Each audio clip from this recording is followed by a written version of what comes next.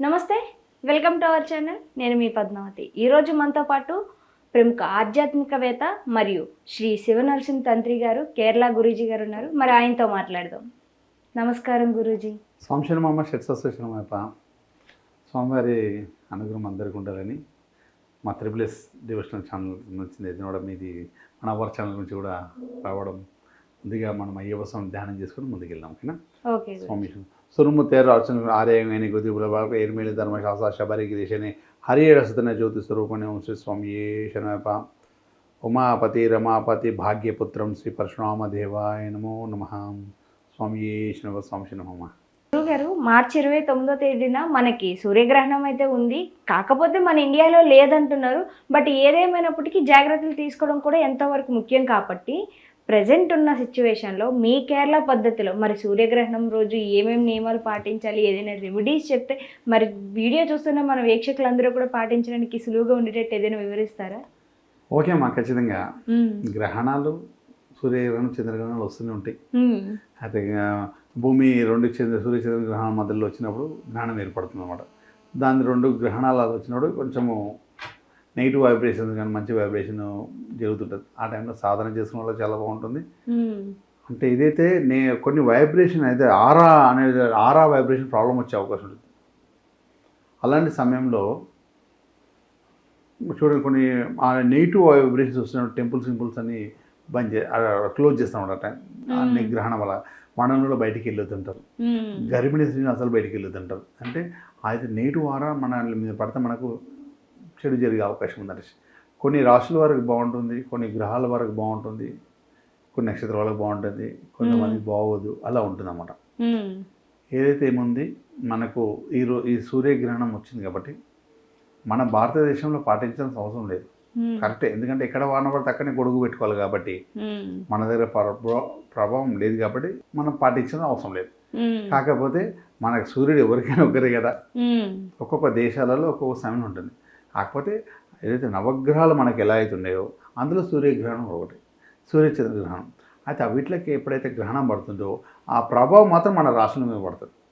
మనమైతే అదే రాశి నక్షత్రాలు అయితే మనమైతే తల్లి ఉన్నాం కదా, ఏ దేశంలో భూమి మీద ఉన్నాం కదా. అంటే ఏ దేశంలో ఉన్నా కూడా ఆ సూర్యచంద్రుడికి సంబంధించిన గ్రహాల వల్ల ప్రాబ్లం ఏదో మనకు కొన్ని రాశులలో బాగుంటుంది, కొన్ని రాశులలో బాగుండదని చెప్పాను కదా. కాబట్టి ఆ ప్రభావం అనేది పడే అవకాశం ఉంటుంది. కాబట్టి ఈ సంవత్సరము మీనరాశిలో జలతత్వంతో సూర్యగ్రహణం వచ్చింది. అలానే అదే జలతత్వంతో ఏదైతే చెడు జరుగుతుందో దాన్ని మనం మంచిగా మార్చుకోవాలి. చెడు అనుకుంటున్నామో దాన్ని మంచిగా మార్చుకోవడానికి చిన్న రెమెడీ భగవంతుడు మనకు 1,32,00,000 రెమెడీస్ ఇచ్చారు.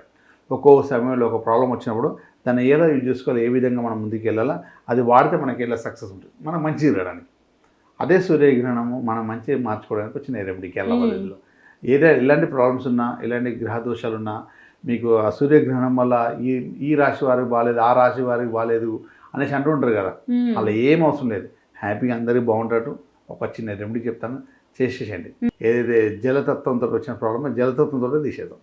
సూర్యగ్రహణం ఈసారి జలతత్వంతో ఆ రాశిలో పడుతుంది. ఆ రాశి జలతత్వం రాశి మన జలంతో పోగొట్టేసుకున్నాం. అంటే ఇప్పుడు మీనరాశి వారికి ఒక్కరికి ఇది పాటించాలంటారా, లేకుంటే ప్రతి ఒక్కరు పాటించుకోవచ్చు అంటారా? ఇది అందరూ పాటించుకోవచ్చు. అందరూ చెప్పాను కదా, ప్రతి ఒక్కరి అంటే నవగ్రహాలు ఎవరెవరికి మన జీవనాధారం మొదలు నవగ్రహాలు పంచభూతాలతో ఉంటారు.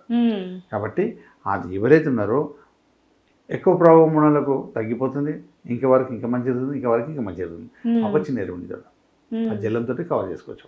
ఓకే, ఇది ఒక్కరోజు ముందు 29వ తారీఖు మన గ్రహణం వస్తుంటే 28వ తారీఖు రోజు మనము ఏదైతే పడుకుంటామో, ఎక్కడైతే మనం ఎక్కువసేపు ఉండేది రాత్రిపూట ఎక్కువ స్టే చేసి బెడ్రూమ్లోనే. హాల్లో వీళ్ళు ఎక్కడ వంట రూమ్లో కొంచెంసేపు ఉంటాం, హాల్లో కొంచెం సేపు ఉంటాం. ఎక్కువ మంది కొన్ని గంటలు ఎక్కువ ఉండేది మనము బెడ్రూమ్లో. కాబట్టి అదే రూమ్లో ఏదో ఒక ప్లేస్లో ఒక రాగి చెంబులో జలం తీసుకొని అందులో కొన్ని నల్ల నువ్వులు వేసేసి ఒక చెట్టు కడ మనకు ఏమైతే ఉన్నదో ఆ ప్లేస్లో పక్క పెట్టేశారు. రాగి చెంబు అంటే ఒక లీటర్ పైన పట్టేంత చెంబు ఉండాలి. రాగిది స్టీల్ దానిలో పెట్టొచ్చకుండా ఓన్లీ రాగి చెంబులోనే ఆ వాటర్ దాన్ని పోసేసి దానిలో నల్ల నువ్వులు వేసేసి మనం ఏదైతే పడుకుంటున్నామో అక్కడ పెట్టాడు. అన్ని బెడ్రూమ్లో ఒక దగ్గర పెట్టాడు. బెడ్రూమ్ మంచం పక్క పెట్టుకుంటే రూమ్లో ఎక్కడైనా పెట్టేయచ్చు. అంటే ఎక్కువసేపు మనం అక్కడనే ఉంటాం కూడా. మనలో ఏదైతే మనకు ఆరా ఏదైతే వస్తుందో, ఏదైతే మన సూర్యగ్రహణం వల్ల చెడు హారా అయితే మనకు లోపలికి ఎంటర్ అవుతుందో అది మొత్తం అందులోకి వెళ్ళిపోతుంది అనమాట. మనం ఇంతకుముందు కొన్న చెడు ప్రయోగాలు కావచ్చు, దుష్టగ్రహ ప్రయోగాలు కావచ్చు, దిష్టి దోషాలు ఇవన్నీ కూడా మొత్తం క్లీన్గా అయిపోయే మంచి అవకాశం అనమాట. ఆ వాటరు 28వ తారీఖు రోజు పెట్టాము, 29వ తారీఖు తీసుకెళ్ళి దాన్ని జిల్లెడి చెట్టుకు ఆ వాటర్ పోసేయాలి. ఆ జిల్లెడి చెట్టుకు ఆ వాటర్ పోసేయడం వల్ల మనలో ఉన్న చెడు గ్రహాలు కానీ, ఇంట్లో ఉన్న చెడు ప్రయోగాలు కానీ, ఇంట్లో ఉన్న దిష్టిదోషం కానీ ఇవన్నీ కూడా అతి మంచిగా ఆ రోజు అమావాస్య రోజు, శని అమావాస్య రోజు తీసుకెళ్ళి జిల్లెడి చెట్టు పోయడం వల్ల జిల్లెడి చెట్టు వచ్చేసి సూర్యుడికి సంబంధించింది.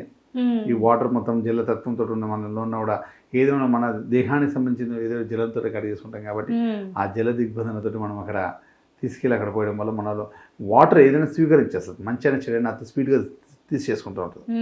అందుకే మనలో ఉన్న నెగిటివ్ ఫోర్స్ వాటర్ మొత్తం అతి స్పీడ్గా తీసే. కాపర్, మనం ఎంత కరెంట్ వైర్ మొత్తం కాపర్ తోటి ఉంటుంది.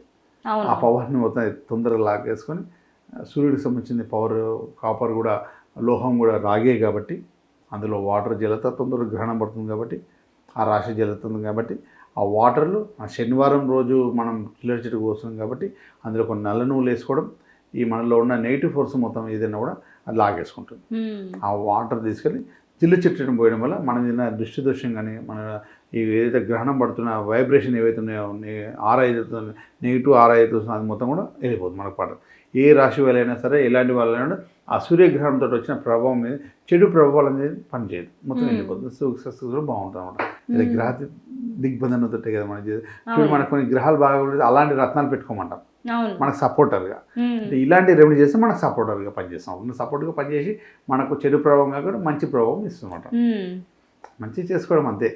మన కోపం మీద ఉన్న వాళ్ళని మంచి చేసుకోవడం మనకి ఎలా మన సక్సెస్ మనకి ఇస్తారో అదే విధంగా మనం ఒక చిన్న రెమెడీ ద్వారా ఆ గ్రహణాన్ని మనము తిప్పుకొని సక్సెస్గా మార్చుకునే అవకాశం ఉంటుంది. అయితే గురువు గారు ఇది నైట్ చేయాలంటారా లేకుంటే మార్నింగ్ చేయాలంటారా ఈ రెమెడీ అనేది? ఏదైతే రెమెడీ మనం చేస్తున్నామో 28వ తారీఖు వచ్చి పెట్టుకున్నాము, 28వ తారీఖు రోజు 29వ తారీఖు సాయంత్రం 29వ తారీఖు మొత్తం గ్రహణాలు ఉంటాయి, ఒక్కొక్క దేశాలు ఉన్నాయి కాబట్టి 29వ తారీఖు రోజు సాయంత్రం రోజు తీసుకెళ్ళి దీన్ని జిల్లెడి చెట్టుకు ఈ జల్లం అక్కడ పోసేసాలి అంతే. వచ్చేసి ఇంటికి వచ్చి మనకు ఫ్రెష్ అయిపోతే సరిపోతుంది. దీనివల్ల మనకు మంచి సక్సెస్ ఉంటుంది, అన్ని విధాలు బాగుంటుంది. ఓకే, అది బెడ్రూమ్లోనే ఉంచాలన్న గురుగారు, వాటర్ తెల్లారి తీసి పక్క పెట్టవచ్చా ఇది ప్రశ్న అనమాట. మార్నింగ్ లేచేసా మీ పని మీరు చేసేసుకోండి, ఎక్కడ ఉంది అక్కడ పెట్టండి, సాయంత్రం తీసుకెళ్ళి పోసేయండి, మళ్ళీ అక్కడికి జరిపోద్ది అనమాట. ఇక్కడ పెట్టారు అక్కడ ఉండండి. ఓకే, అంటే ఎక్కువసేపు ఆడు ఉంటారు కాబట్టి కొన్ని గంటలు ఆడు ఉంటారు కాబట్టి ఆడబెట్టాను. ఓకే, చాలా చక్కగా వివరించారు. అయితే ఈ సూర్యగ్రహణం రోజు ప్రతి ఒక్కరూ కూడా ఈ ఆరాస్ నుంచి తప్పించుకునే విషయంలో మాత్రం చాలా చక్కటి రెమెడీ అయితే ఇచ్చారు. ధన్యవాదాలు గురుగారు. గురూజీని కలవాలి అనుకుంటే కనుక కింద కనిపిస్తున్న నెంబర్కి కాల్ చేసి గురూజీ గారి అపాయింట్మెంట్ తీసుకొని మీరు డైరెక్ట్గా కలవచ్చు. లేదు మేము దూరంగా ఉన్నాము అనుకుంటే కనుక కాల్లో కూడా గురూజీతో మాట్లాడి చక్కటి రెమెడీస్తో పాటు దానికి సంబంధించిన ప్రతి ఒక్క వస్తువుల గురించి కూడా పూర్తి వివరాలు తెలుసుకోవడానికి కింద గురువుగారి నెంబర్ వేయబడింది కాబట్టి దానికి కాల్ చేసి మీకున్న డౌట్స్ అన్నింటినీ కూడా క్లారిటీ చేసుకోవచ్చు. ధన్యవాదాలు.